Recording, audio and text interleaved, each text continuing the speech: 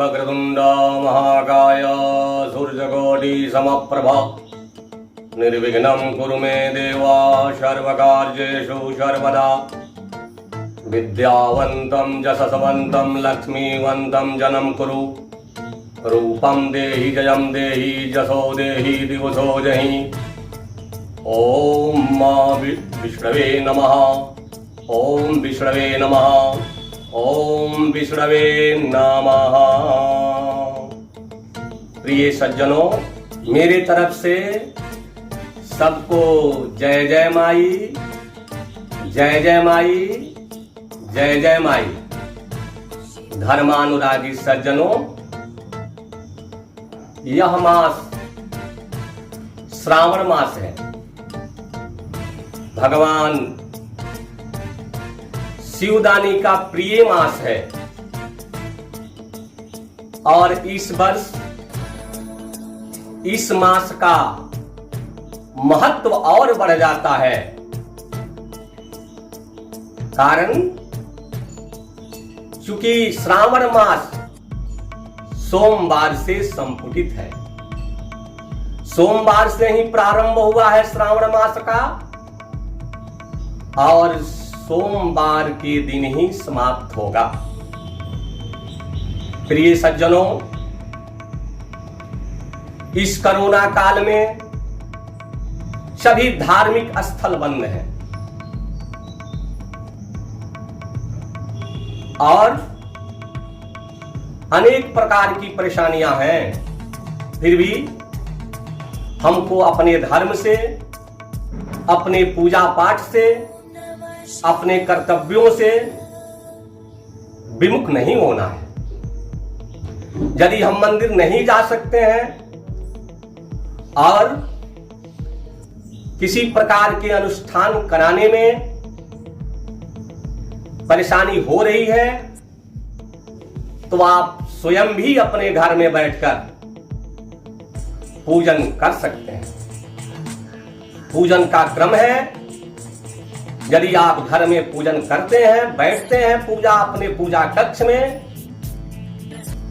तो दीप जला लें। गंगा जल यदि है तो अपने ऊपर गंगा जल का प्रक्षेपण कर लें। यदि गंगा जल नहीं है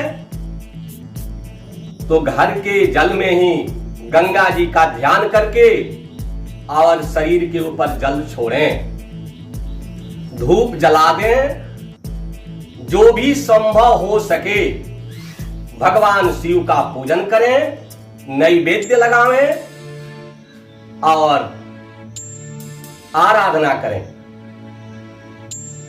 लक्ष्मी के प्राप्ति के लिए, लक्ष्मी माता के प्रसन्नता के लिए इक्षु रस यानी गन्ने के रस से भगवान शिव का अभिषेक करें। यदि गन्ना का रस उपलब्ध नहीं होता हो, गन्ना का रस मिलने में परेशानी हो, तो गुड़ को जल में मिश्रित करके शुद्ध कपड़े से छानकर और उस रस से भगवान शिव का अभिषेक करें। अभिषेक किसी सुजोग और सात्विक आचार से ही संपन्न करावें। यदि ऐसा करने में यदि कोई परेशानी आपको है, आर्थिक परेशानी है, अन्य कोई भी परेशानी है, तो आप स्वयं भी भगवान शंकर के मंदिर में, भगवान शिव के मंदिर में जाकर के और ओम नमः शिवाय, ओम नमः शिवाय, ओम नमः शिवाय ऐसा करते हुए आप भगवान शिव का अभिषेक कर सकते हैं। माता जी लोग नमः शिवाय ऐसा जप करते हुए भगवान शिव का अभिषेक कर सकते हैं। इक्षु रस से भगवान शिव अति प्रसन्न होते हैं और माता लक्ष्मी भी प्रसन्न होती हैं और माता रानी प्रसन्न होकर के प्रचुर धन देती हैं। ऐसे धन का कोई सीमा नहीं है, लेकिन हमेशा भगवान से उतना ही धन मांगना चाहिए जितना अपना भी काम चल जाए और अतिथियों का भी सेवा हो जाए। मैं एक विशेष बात बतलाता हूं। श्रावण मास में मंगलवार के दिन हनुमान जी का दर्शन करें, भगवती का दर्शन करें। ऐसे आया है शास्त्रों में कि श्रावण मास में मंगलवार के दिन हनुमान जी का पूजन, भगवती का यथोक्त पूजन करते हैं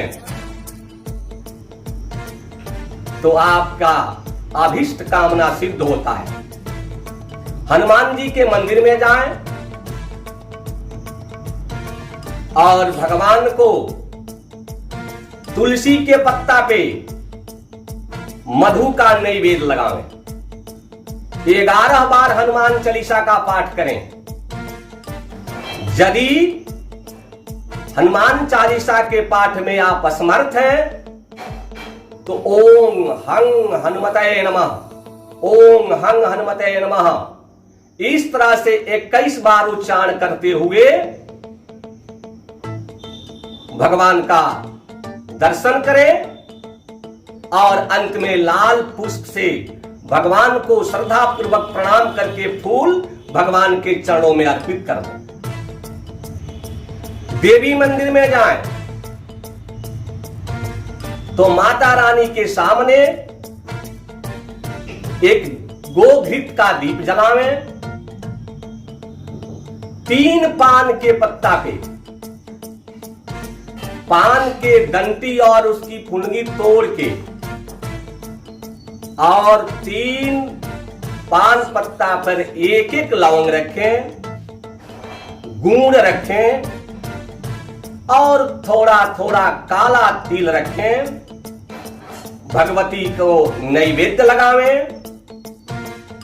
और लाल फूल से भगवती को श्रद्धा पूर्वक पूजन कर प्रणाम करके उनको उनके चरणों में पुष्प अर्पित कर दें। इससे भगवती प्रसन्न होकर आपकी मनोरथ सिद्ध करती हैं। हनुमान जी का पूजन करने से जिसके ऊपर शनि की 7.5 हो, शनि की ढैया हो, आत्मा कुंडली में किसी प्रकार का शनि जनित ग्रह हो, उसके प्रभाव से यदि आपको कोई परेशानी हो रही है तो हनुमान जी के दर्शन से, उनके पूजन से, मैंने जो बताया है करने से हनुमान जी प्रसन्न होकर के आपके सभी शनि जनित ग्रहों का शमन करते हैं और आपका मनोकामना पूर्ण करते हैं। आप लोगों से विनम्र निवेदन है,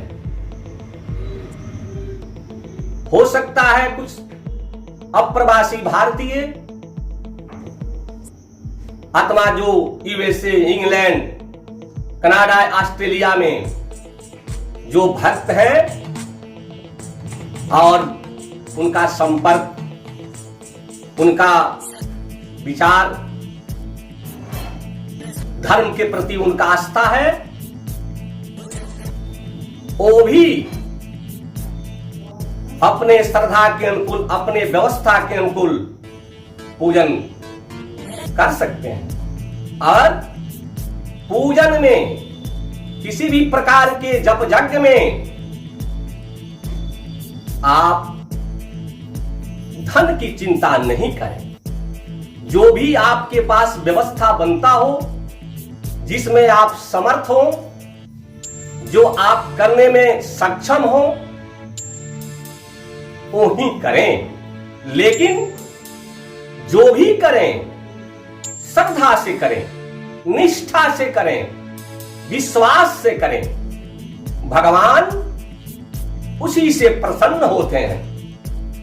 भगवान उसी से प्रसन्न होकर के अपने भक्तों का मनोकामना पूर्ण करते हैं। इन्हीं शब्दों के साथ पुनः प्रियजनों को जय जय माई, जय जय माई, जय जय माई।